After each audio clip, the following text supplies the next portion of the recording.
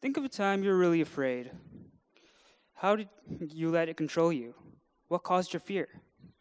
Fear is being judged, failing, or being in actual danger. Don't worry, it happens to everyone. Fear impacts the way you see your world and your way of living. Today, I'm going to talk to you about fear, how it affects your performance and perspective, and how do you manage it and make it your friend. In fact, understanding fear is so important, even the greatest minds have thought about it. Franklin D. Roosevelt, the 32nd US president, said the only thing we have to fear is fear itself. So, fear is a primal instinct which causes you to escape dangerous situations. So what does it do? Well, it makes our eyes bigger, and it also pushes away rhyme or reason, and is fueled by the belief that someone or something is scary and is dangerous or risky, or there's a chance of failure. It makes our eyes bigger so we can see more around us, makes us run faster, and boosts our reflexes. This is known as fight or flight response. It has a really good purpose in a number of situations. For example, if you run into a big scary animal in the woods, it'd be really helpful because you can run away. Well, in other cases, not so much. While it does help in extreme situations, it creates an enlarged image of perceived danger, which ultimately wouldn't be helpful in day-to-day life. Like, you wouldn't want to be able to run faster if you had stage fright. This fight or flight reflex has been historically used to take control of a situation. One anecdote I found was the assassin legends, where a small minority group was being persecuted by political groups all around them. What they did was they used a psychological strategy to defeat them. They placed a knife. They placed a knife beside their bed on the pillow of the high-status leaders. What this did was it placed fear. It made the leaders feel vulnerable. What did they do? They were placed into an unwilling relationship where all they could do was think. And they no longer felt they had the power against the higher ground against a small community of assassins. So another example is the Mongols. The Mongols had decimated populations as an example. So when they approached the other surrounding villages, they just surrendered. That's how they got all their land masses. They just made others surrender because they'd make an example of one. Are you guys familiar with the Hunger Games? The exact same thing happened here. When District 13 rebelled, what did? They completely decimated them, wiped them off the planet. And this instilled fear into other districts. So how did this help? Well, now they have the Hunger Games, which is a reminder of this. And if they don't listen, well, that's what the districts think. They're going to get destroyed as well. And they don't realize they're basically slaves to the capital and do whatever they say. So these stories go to show that giving into your fears could literally hold you captive to others all around you and make them and give in to someone else's will. Fear impacts communities, but also impacts people on an individual level. Let me share a personal story of how fear can impact someone psychologically. So I was testing for my black belt, and I'm going to share with you the struggles that I faced. Well, I was going for my fitness test, and there was a point where I didn't think I could make it. I'm going to share that with you. I stepped up, my horizontal body going up and down precisely 30 times before being asked to sit down once again. This was one of my final hurdles before I achieved my 5-year-long goal, my black belts. What happened next? I sat patiently as my fitness test was my goal, and the only thing left to do was my kicking drill, a variety of kicks which I had to complete and hit the target. When I went up, he called me. I shuddered, drowned within. And I came up. I missed a kick and another. Sweat dripped down my face, and I failed. What did this do? This made me realize that failure is okay. As soon as I failed, another kid failed as well, and we sat down, and he told us we have to retake it next week. So I trained really hard, and the next week came in a snap.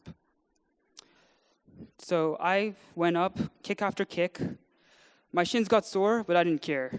I held my head high, and I passed. Unfortunately, the other guy didn't pass. What this did to me was it released my insecurities. And I thought to myself, if I had gone second, I would have failed. Because I just shriveled within. I didn't see what would happen. I didn't have any self-confidence. It is important to have confidence to overturn the outcome of failure. And if you lack confidence, a seed of doubt lingers in your mind, and you must learn to stand up to it in order to evade it and avoid having it grow inside you. In another study, I found a similar topic where almost same thing happened, but on a much larger scale, and unfortunately, they did go second. So I found in Norwegian study, they had a success-based mindset, and this made them vulnerable in the face of rejection. What happened was they took their own lives because they didn't think they were good enough. This also happens in universities where people don't think that they're good enough, and this happens for the same reasons. So, at the Ogden lecture at Brown University, His Highness the Aga Khan gave a piece of advice to all the students out there. Quote, "Everybody makes mistakes, never regret them, but correct them. There's no such thing as a perfect world or a perfect life." Unquote. To me, this means you shouldn't fear failure, you should learn from it. So how can we learn from fear? Remember how I told you about the Mongol strategy about conquering the towns? Well, one guy decided to call his bluff. General Kutuz, General Kutuz decided to fight. The Mongol militia outnumbered him 15-1. But what did he do? When the Mongol messenger came to say they were taking over, they sent his head back on a horse. And in the olden days, this meant war. There was no turning back. Despite crazy odds, he sent his army to fight. And after a short while, Genghis Khan died. And after he died, luckily, the army was sent back to repent for his losses, and they kept an army the size of the Mamluk generals. And after a long, hard battle, the Mamluks ended up winning, and Kutuz won. What does this mean? This was a turning point in history. General Kutuz had the courage to fight back for what was his, and was willing to go to any extent to protect his empire. So I've talked a lot about people facing fears, but how do you prepare yourself to do it yourself? It's hard to blindly take action. You can't just do it. How do you do that? I can't, because you need a process to do it. Fear comes in our mind in the middle of challenges, and we need a way to overcome it to achieve our own personal goals. Well, I've outlined a 3-step process in order to do it. Name and reject your fears. 2, reprogram your brain with different thoughts. And 3, finally, take action. I'm going to share a story from my life where I instinctively use this process. So me and my friends like to go snowboarding and are constantly seeking new challenges. One day, when I approached a jump, my mind retreated and my body followed. What happened next? I couldn't face it for a long time, but when I finally mustered up enough courage, I went and tried it again. I flung myself forward. My muscles went rigid, and my eyes widened. My stomach dropped. And then I went airborne. When I was in the air, I tried to flail, but it was no use. I couldn't regain my balance, and the world slowly fell sideways. I hit the ground, and I clutched my lip, and that was the end of my day. For the next couple of times I tried it, I was more cautious. I felt like I was backed against a wall. Every time I jumped, I tried to minimize how hard I fell, and consequently, I fell every single time because I wasn't thinking of success, but I was thinking how to minimize the fall. So the next time I tried it, I was beaten up and defeated, and I felt I had enough. I said, I might as well commit, right? I'd fallen enough times already. What I did was I basically said, I want it so bad that I don't care how much I get hurt. And, well, I did it. That's when I unconsciously named my fear. Not of getting on the jump, but of falling. So when I did that, I reprogrammed my brain. Might as well commit, right? And then after that, what did I do? I took action. I did it, and I didn't fall. So I reprogrammed my brain for success. And I took the chance. You don't have to do it all at once, but you have to have that mindset where you accept the danger that could happen and act in spite of it.